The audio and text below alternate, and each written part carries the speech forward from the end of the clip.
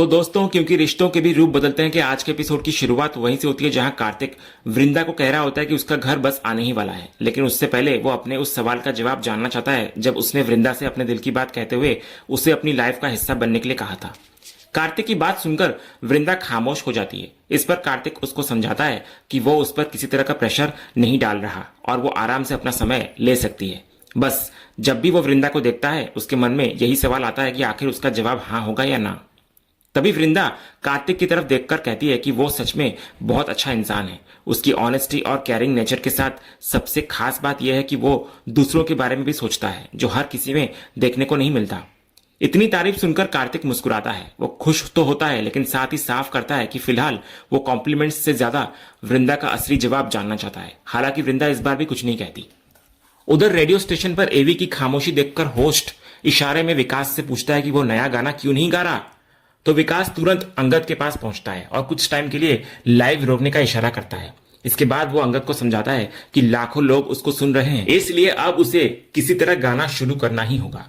Live दोबारा शुरू होते ही अंगद अपनी आंखें बंद कर लेता है। कुछ पल शांत रहने के बाद अचानक उसके मन में कुछ पंक्तियां आती हैं और वो उन्हीं को गाने लग जाता है।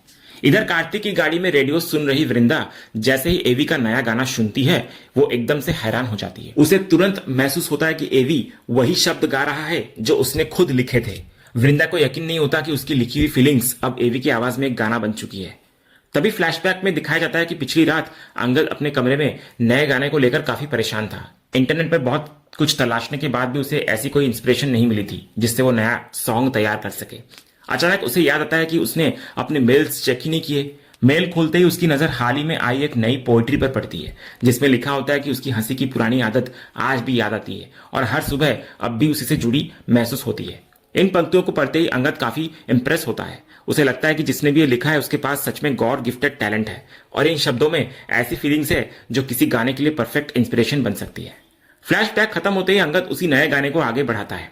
सॉन्ग पूरा होने पर रेडियो स्टेशन में तालियां बजने लगती है और होस्ट भी एवी के इस अचानक तैयार किए गए गाने से काफी इंप्रेस्ड होता हुआ नजर आता है।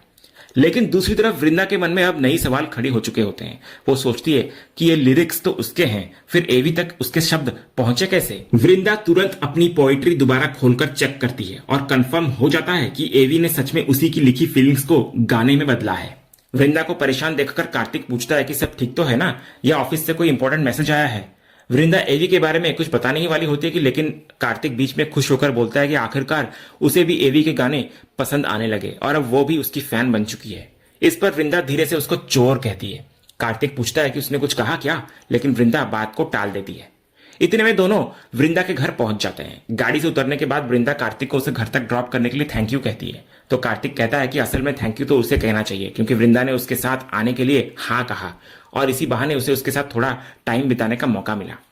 फिर वृंदा उसे कॉफी के लिए अंदर आने के लिए कहती है, लेकिन कार्तिक अगली बार साथ कॉफी पीने की बात करता है। काफी देर हो चुकी होती है, इसलिए वो वृंदा को रेस्ट करने के लिए कहता है और अगले दिन मिलने का वादा करके गुड नाइट बोलता है। वृंदा भी उसे गुड नाइट बोलकर जाने ही लगती है, तभी उसका दुपट्टा कहीं अटक जाता है। एक पल के लिए उसे लगता है कि शायद कार्तिक ने उसे रोकने के लिए दुपट्टा पकड़ लिया है। वो पलट कर देखती है तो कार्तिक मुस्कुराते हुए साफ बोलता है कि उसने कुछ नहीं किया, दुपट्टा खुद ही अटक गया है। फिर मजाक में कहता है कि शायद उसका दुपट्टा भी नहीं चाहता कि वृंदा इतनी जल्दी उससे दूर हो जाए। कार्तिक उसका दुपट्टा छुड़ा देता है और वृंदा हल्की सी मुस्कान के साथ उसको थैंक यू कहकर घर के अंदर चली जाती है। घर के अंदर पहुंचते ही वृंदा देखती है कि सुप्रिया और मुन्नी उसको देखकर अजीब सी मुस्कान दे रही होती है। वृंदा जब इसकी वजह पूछती है तो दोनों सीधे उसकी और कार्तिक की ड्राइव के बारे में जानना चाह रही होती है। वृंदा सामान्य तरीके से कहती है कि सब अच्छा था, कार्तिक सिर्फ उसे ऑफिस से घर ड्रॉप करने आया था और इसमें इतना सोचने जैसी कोई बात ही नहीं है। तभी हेमंत वहां आकर साफ करता है कि मुन्नी और सुप्रिया असल में ये जानना चाहती हैं कि कार्तिक के साथ उसकी ड्राइव कैसी रही। तो हेमंत, देव और ऋतिक को घर पर देखकर वृंदा हैरान हो जाती है। वो पूछती है कि तीनों इतनी जल्दी वापस कैसे आ गए। तभी ऋतिक कहता है कि वे कहीं गए ही नहीं थे। मुन्नी भी साफ करती है कि जमीन वाली मीटिंग सिर्फ एक बहाना थी। अब ऋतिक कहता है कि अगर वे ऐसा प्लान नहीं बनाते तो कार्तिक को वृंदा को घर ड्रॉप करने और उसके साथ अकेले टाइम बिताने का मौका कैसे मिलता। इसके बाद सभी फिर से कार्तिक के बारे में पूछने लग जाते हैं, लेकिन वृंदा साफ बोलती है कि जैसा वे सोच रहे हैं वैसा कुछ नहीं है और वो ये बात पहले भी समझा चुकी है। इसी बीच आरव वहां आकर परेशान होकर बोलता है कि कोई उसकी बात पर विश्वास नहीं कर रहा। वो कंसर्ट में एवी से मिला था और उसके साथ सेल्फी भी ली थी, लेकिन वो फोटो उसके पास नहीं है। इसी वजह से वो अपने फ्रेंड्स को कुछ साबित नहीं कर पा रहा।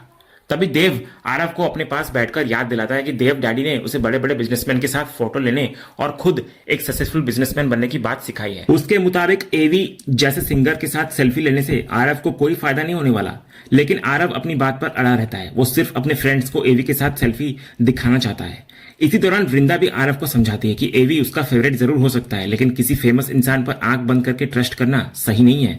जब तक वो किसी को पर्सनली नहीं जानता तब तक वो ये नहीं कह सकता कि सामने वाला सच में कैसा इंसान है या उसने अपनी सफलता किस तरह हासिल की है।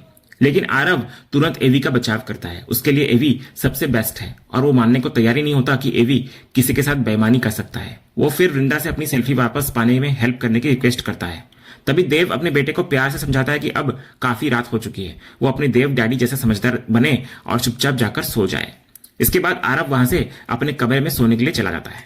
इधर वृंदा मन ही मन एवी पर गुस्सा करती हुई नजर आती है। उसे लगता है कि एवी पूरी दुनिया को बेवकूफ बना रहा है और लोग भी ऐसे इंसान के फैन बने बैठे हैं जो किसी और की लिखी लिरिक्स इस्तेमाल करके उसे क्रेडिट तक नहीं देता। अगले सीन में माधवी अपने ब्लॉग की शूटिंग के लिए प्रैक्टिस कर रही होती है, जबकि टिम्सी लैपटॉप पर कुछ देखकर काफी नाराज हो जाती है और कहती है कि वो उन्हें इतनी आसानी से नहीं छोड़ेगी। माधवी जब पूछती है कि वो किसकी बात कर रही है तो टिम्सी कैफे वालों का नाम लेती है। उसका कहना होता है कि कैफे इतना एक्सपेंसिव था, लेकिन ना वहां का म्यूजिक अच्छा था और ऊपर से कॉफी के 700 रुपीज ले लिए। अब वो बैड रिव्यूज देकर उस कैफे की बैंड बजाने वाली है। माधवी उसे मामला छोड़ने के लिए कहती है और मजाक में टिम्सी को इगोइस्टिक लोगों में गिन देती है जो हर जगह नेगेटिव कमेंट्स करने लगते हैं। साथ ही वो कहती है कि ऐसे ही लोगों की वजह से उसके फॉलोअर्स भी नहीं बढ़ रहे हैं। इसी बीच वृंदा वहां आ जाती है। वो दोनों के लिए दूध लेकर आई होती है और उसको रखते हुए पूछती है कि आखिर दोनों क्या कर रही हैं। तो माधवी तुरंत कहती है कि टिम्सी उस कैफे के पीछे पड़ गई है। इस पर टिम्सी वृंदा से भी शिकायत करती है कि इतनी महंगी जगह होने के बावजूद वहां की क्वालिटी बिल्कुल जीरो थी। उसके हिसाब से ये तो दिन दहाड़े लोगों को लूटने जैसा है, इसलिए वो बैड रिव्यूज देकर उन्हें सबक सिखाएगी। इस पर वृंदा पूछती है सिर्फ रिव्यूज देने से क्या फर्क पड़ेगा। तब टिम्सी उसे डिजिटल एज का मतलब समझाती है। वो कहती है कि आज शॉपिंग हो, रेस्टोरेंट हो या कोई दूसरी चीज, लोग सबसे पहले ऑनलाइन रिव्यूज चेक करते हैं। अगर वो नेगेटिव रिव्यूज डालेगी तो आगे लोग उस कैफे में जाने से पहले जरूर सोचेंगे। टिम्सी के मुताबिक ऐसे गलत काम करने वालों को इसी तरह सबक सिखाना चाहिए। उधर दूसरी तरफ अंगद और विकास गाड़ी में जा रहे होते हैं। अंगद काफी परेशान दिखाई देता है और विकास से बोलता है कि उसे एक जरूरी बात बतानी है उसे। विकास अच्छे मूड में होता है। वो अंगद की पिछली रात की परफॉर्मेंस की तारीफ करते हुए कहता है कि प्रोग्राम जबरदस्त हिट रहा, खासकर नए गाने के वर्ड्स लोगों के दिल तक पहुंच गए। लेकिन अंगद कहता है कि वो उसी गाने को लेकर बात करना चाहता है उससे। तभी विकास के पास एक फोन कॉल आता है। कॉल पर कुछ सुनने के बाद वो तुरंत लैपटॉप खोलकर चेक करने लग जाता है। अंगद जब वजह पूछता है तो विकास कहता है कि रेडियो पर लॉन्च हुआ नया सॉन्ग लोगों को काफी पसंद आ रहा है और उस पर लगातार पॉजिटिव कमेंट्स मिल रहे हैं, लेकिन एक नेगेटिव कमेंट ने अचानक पूरा मामला बदल दिया है। विकास वो कमेंट अंगद को दिखाता है। उसमें अंगद पर किसी और की लिरिक्स चुराने का आरोप लगाया गया होता है। कमेंट करने वाले ने दावा किया होता है कि एवी ने रेडियो शो में जिन शब्दों को गाया वे असल में उसके लिखे हुए हैं और आज भी उसके पेज पर मौजूद है। ये पढ़कर विकास मजाक में कहता है कि अभी एवी को चोर बताया जा रहा है, आगे कोई गिटार और म्यूजिक पर भी अपना दावा कर लेगा और आखिर में शायद एवी को भी अपना बताने लगे। लेकिन अंगद बिल्कुल सीरियस हो जाता है। वो कहता है कि यही बात वो विकास से कहना चाह रहा था, क्योंकि कमेंट में लिखा आरोप पूरी तरह झूठ नहीं है।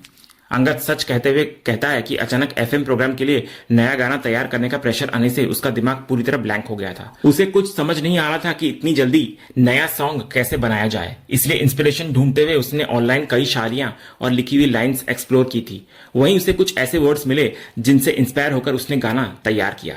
सॉन्ग हिट जरूर हो गया, लेकिन उन लिरिक्स का असली हक उसका नहीं है। वे शब्द उसी इंसान के हैं जिसने उन्हें लिखा था।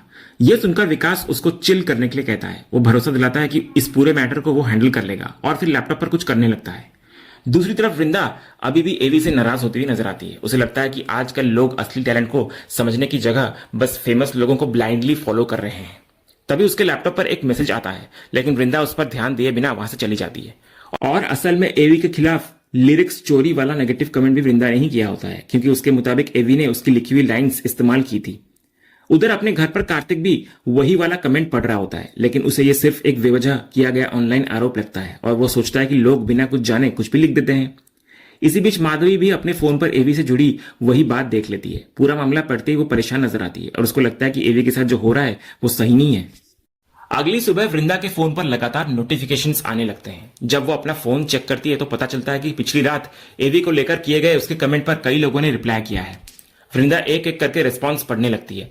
तभी उसकी नजर विकास के कमेंट पर पड़ती है, जिसमें वो पूरे मामले को सिर्फ एक क्रिएटिव कोइंसिडेंस बताता है। विकास के मुताबिक जिस तरह दोनों फिल्मों की स्टोरीज कभी कभी मिलती जुलती हो सकती है, उसी तरह सॉन्ग्स की ट्यून या साउंड में भी सिमिलरिटी आ सकती है।